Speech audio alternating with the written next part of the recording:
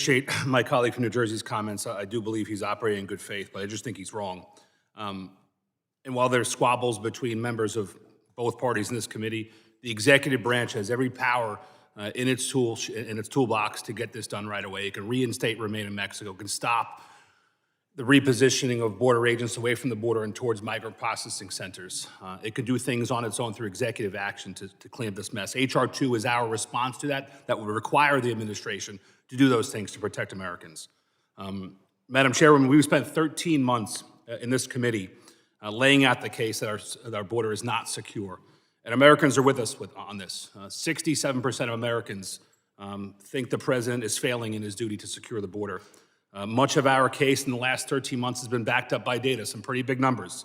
Millions of migrants unlawfully mass paroled into the United States, hundreds of thousands of gotaways, and tens of thousands of fentanyl deaths. But today it's not about the data. Before us today are two actual victims of Secretary Mayorkas' open border. A mother whose daughter was sexually assaulted and murdered by an MS-13 member, and another member whose daughter was fatally poisoned by fentanyl. Ms. Dunn and Ms. Nobles, as a father of 3 young girls for whom I would do and give anything, I can literally not imagine what you're going through. I appreciate you being here today, ripping off some of the scabs of the wound that has been caused and telling us your story so that we can be more informed and help solve this problem. Appreciate you being here today.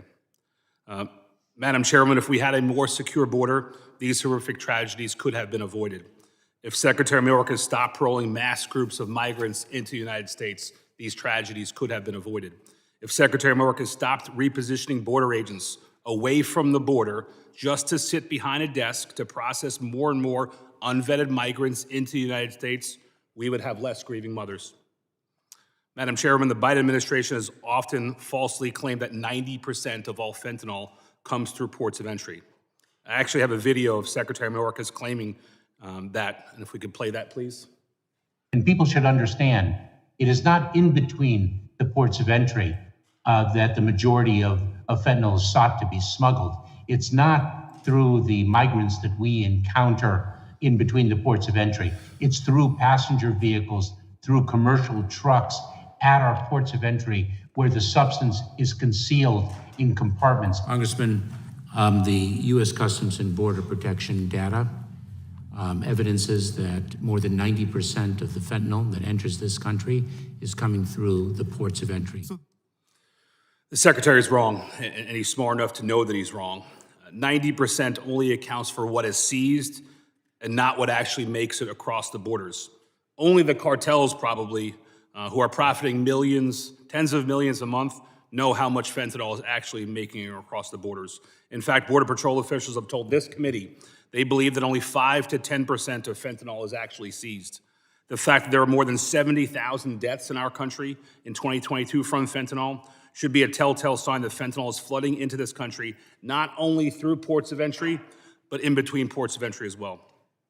Ms. Dunn, do you think that pulling Border Patrol agents away from the border just to have them sit behind a desk to mass process more and more migrants into the country is a wise decision? No. Do you think that that decision leads to more opportunities for the cartels to traffic fentanyl into this country? Yes. Thank you. And what impact, and I know you have the most personal of experience, but what impact do you think that fentanyl has had on the public health of the United States? Well, the most obvious one that I can see is I have a grandson that doesn't have a mother.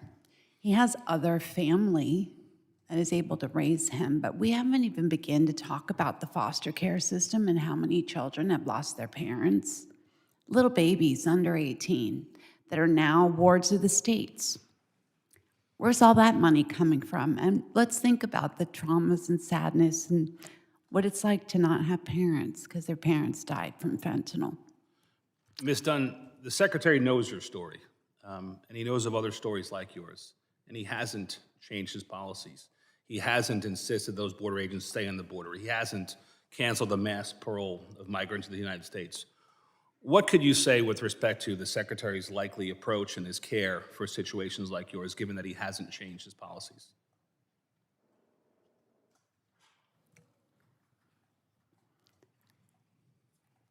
It's very difficult for me to contain what I would say.